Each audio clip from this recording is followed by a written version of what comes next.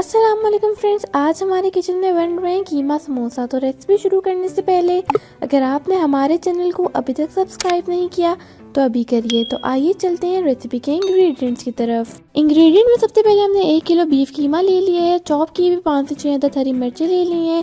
6 से 7 जवे लहसुन के ले लिए जिनको हम चॉप कर लेंगे।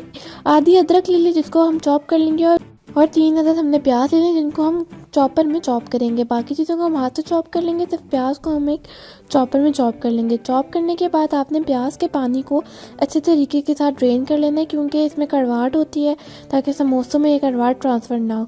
उसके बाद हमने 2 गिलास पानी डाल के कीमे को अच्छे तरीके से उबाल लिया था।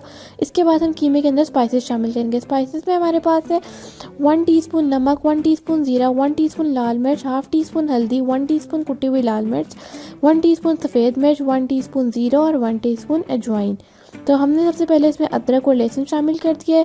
फिर मसालों में हमने 1 टीस्पून नमक, हाफ टीस्पून हल्दी, 1 टीस्पून कुटी हुई लाल मिर्च, 1 टीस्पून ज़ीरा, 1 टीस्पून लाल मिर्च और 1 टीस्पून काली मिर्च, सफ़ेद मिर्च और इसके बाद 1 टीस्पून गरम मसाला। उसके बाद हमने चॉप की हुई सब्ज़ मिर्चें शामिल कर दी हैं जो कि 6 से 7 थी। उसके बाद हमने सबको अच्छे से मिक्स कर लेना है और इसके बाद हमने इसके अंदर प्याज को शामिल कर देना है। ये 3 अदद प्याज से जिनको हमने अच्छे तरीके के साथ चॉप कर लिया था। इनको आपने अच्छे तरीके के साथ 5 मिनट के लिए भूनना और ये हमारा मिक्सचर तैयार है। अब हम बनाते हैं समोसे। तो यहाँ पर हमने एक लई बना ली थी पानी और मैदे की।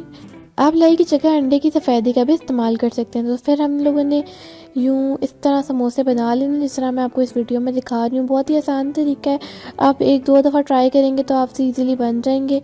ये आप देख सकते हैं, ये हम परफेक्ट से समोसे हमारे बन के तैयार हो गए हैं। मैंने काफ़ी ज़्यादा बनाए थे ताकि हमारे रमज़ान में चल जाए। हम इनको फ्रीज़ भी करके रख सकते हैं।